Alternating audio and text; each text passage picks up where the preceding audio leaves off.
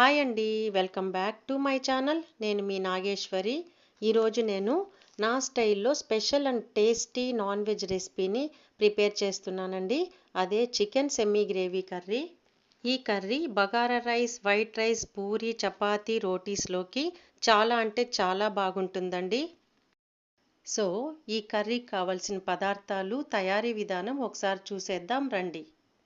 ఇందుకోసం నేను 3/4 కేజీ చికెన్ని తీసుకొని నిమ్మరసం, ఉప్పు వేసి బాగా ఇలా కడిగి పెట్టుకున్నాను. ముందుగా స్టవ్ మీద బాండ్లీ పెట్టి అందులో 1 స్పూన్ ఆయిల్ వేసి, ఆయిల్ వేడెక్కాక చికెన్ మొత్తం ఇందులో వేసి 2 మినిట్స్ వేయించాక 1 స్పూన్ పసుపు, 1 స్పూన్ ఉప్పు వేసి లో ఫ్లేమ్లో ఒక 2-3 మినిట్స్ వేయించాలండి.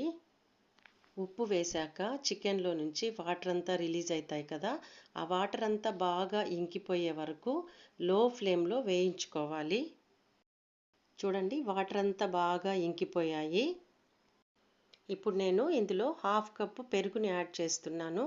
పెరుగు వేయడం వల్ల చికెన్ పీసెస్ చాలా సాఫ్ట్గా అవుతాయి. పెరుగు యాడ్ చేశాక పెరుగంతా ఇంకిపోయే వరకు ఒక 2 మినిట్స్ లో ఫ్లేమ్లో ఫ్రై చేసుకుందాం. చూడండి, ఇప్పుడు పెరుగు కూడా బాగా ఇంకిపోయింది.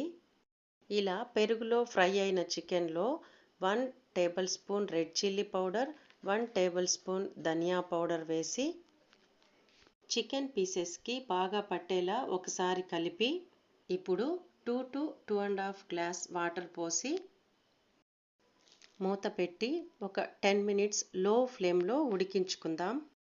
ఏ వంట అయినా మనం ఎక్కువసేపు హైలో పెట్టి కుక్ చేయకూడదండి. నిదానంగా తక్కువ మంట మీద మాత్రమే కుక్ చేసుకోవాలి. ఇలా లో ఫ్లేమ్లో కుక్ చేయడం వలన న్యూట్రియంట్స్ హెవీగా లాస్ అవ్వకుండా ఉంటాయి. మనం తిన్న తర్వాత కూడా మన బాడీ ఈజీగా అబ్జర్వ్ చేసుకుంటుందండి. కర్రీ ఉడికేలోపు మనం మసాలా పౌడర్ అండ్ మసాలా పేస్ట్ని ప్రిపేర్ చేసుకుందామండి. మసాలా పౌడర్ కోసం 1/2 స్పూన్ సోంపు, 1/2 స్పూన్ షాజీరా, 1/2 స్పూన్ మిరియాలు, 2 స్పూన్స్ ధనియాలు, 1/2 స్పూన్ జీలకర్ర, కొద్దిగా కసూరి మేతి, కొద్దిగా స్టోన్ ఫ్లవర్, చిన్న జాజికాయ పలుకులు, చాలా కొద్దిగా జాపత్రి, 2 యాలకలు, 1 నల్ల యాలక, 5-6 జీడిపప్పులు, 1 అంగుళం దాల్చిన చెక్క, 5-6 లవంగాలు, 1 బిర్యానీ ఆకు, చిన్న మరాఠీ మగ్గ, 4-5 ఎండుమిర్చి, అనాస పువ్వు తీసుకున్నానండి. ఇక్కడ నల్లగా పెద్దగా కనిపిస్తున్నది జాజికాయ, అదంతా వేయకూడదండి. దాంట్లో కొద్దిగా పలుకులు చేసి తీసుకున్నాను. వీటన్నిటిని లైట్గా వేయించుకుందామండి. స్టవ్ మీద ప్యాన్ పెట్టి ప్యాన్ వేడయ్యాక వీటన్నిటిని ఒకదాని తర్వాత ఒకటి వేస్తూ లో ఫ్లేమ్లో లైట్గా ఫ్రై అయితే చాలు. లైట్గా ఫ్రై అయిపోయాయండి. ఇప్పుడు కసూరి మేతిని కూడా వేసేసి ఒకసారి అలా కలిపి స్టవ్ ఆఫ్ చేసేద్దాం. మసాలా దినుసులని వేరొక ప్లేట్లోకి ట్రాన్స్ఫర్ చేసి చల్లారాక మిక్సీ జార్ తీసుకొని జీడిపప్పు తప్ప మిగతా అన్నింటినీ ఇందులో వేసి గ్రైండ్ చేసుకోవాలి. ఫైనల్గా జీడిపప్పును కూడా వేసి ఇలా మెత్తగా గ్రైండ్ చేసి పక్కన పెట్టుకోవాలి. మసాలా పేస్ట్ కోసం మిక్సీ జార్ తీసుకొని 2 green chilli, 1/2 cup onion pieces, 1/2 cup టమాటా పీసెస్, కొద్దిగా కొత్తిమీరను కూడా వేసుకొని మెత్తగా ఇలా గ్రైండ్ చేసి పెట్టుకోవాలి.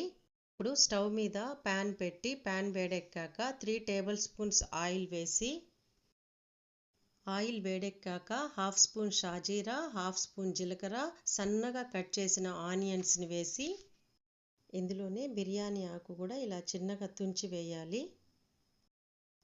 ఆనియన్స్ ఇలా బ్రౌన్ కలర్ వచ్చే వరకు వేయించి 1 స్పూన్ అల్లం వెల్లుల్లి పేస్ట్ను కూడా వేసి పచ్చివాసన పోయే వరకు బాగా వేయించాలండి. అల్లం వెల్లుల్లి పేస్ట్ కూడా బాగా వేగిపోయిందండి. ఇప్పుడు కరివేపాకు కూడా వేసి ఒకసారి కలిపి ఇప్పుడు మనం ముందుగా ప్రిపేర్ చేసుకున్న మసాలా పేస్ట్ని కూడా ఇందులో వేసి లో ఫ్లేమ్లో ఆయిల్ పైకి తేలే వరకు ఫ్రై చేసుకోవాలండి.